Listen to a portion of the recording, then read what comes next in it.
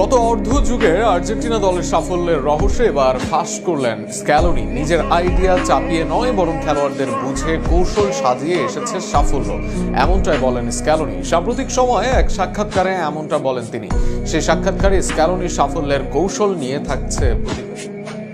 দায়িত্ব নিয়েছেন আর্জেন্টিনার দুঃসময়ে, বয়সটা তখন মাত্র 41, কোনো সিনিয়র দলেও দায়িত্ব নেওয়া হয়নি। লিওনেল স্ক্যালোনির সামনে তখন পাহাড় সমান দায়িত্ব। আর্জেন্টিনাকে ফেরাতে হবে সঠিক ট্র্যাকে, ভঙ্গুর আর্জেন্টিনাকে দেখাতে হবে পথ। সেই ভাবনা থেকেই নামলেন গবেষণা করতে।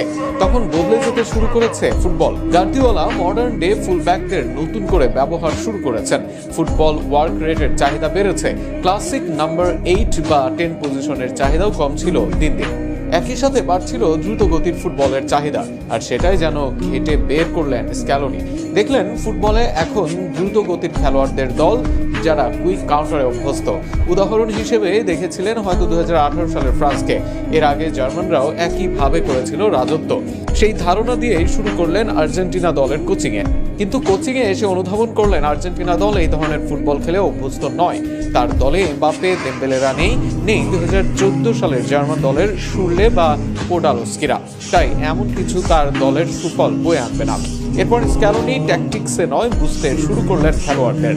নিজ দলের খেলোয়াড়দের শক্তিমত্তা বুঝে সাজালেন ট্যাকটিক্স, আর যেটাই তাকে এনে দেয় সাফল্য। তার দলে আছে লিওনেল মেসির মতো একজন। তাকে ঘিরে তিনি কখনো সাজান দল, আবার কখনো প্রেসিং করতে থাকেন প্রতিপক্ষকে।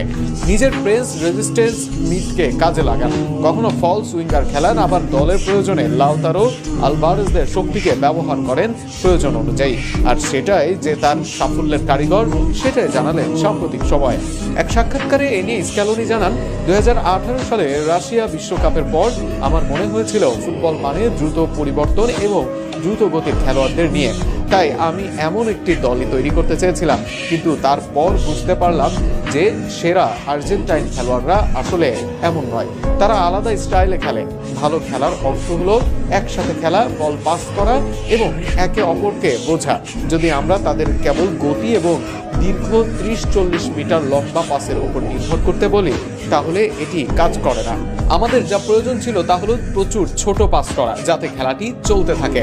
যখন আমরা 10টি পাস একসাথে করতে সক্ষম হই, তখন এটি প্রায় একটি গোলের সম্ভাবনা তৈরি করে। স্ক্যালোনির ট্যাকটিক্স বুঝেছিল খেলোয়াড়রাও, আর এই নিয়ে এই আর্জেন্টাইন কোচ বলেন, খেলোয়াড়রা এটা বুঝতে পেরেছিল এবং কোচ হিসেবে আমি জানতাম যে আমাদের ধারণা পরিবর্তন করতে হবে। আমি এমন কোচ নই যে কেবল নিজের ধারণা জোর করে চাপিয়ে দিই। দলের জন্য কি সবচেয়ে ভালো কাজ করবে তা গুরুত্বপূর্ণ। স্ক্যালোনির এমন উপলব্ধি যে তার দলের সাফল্য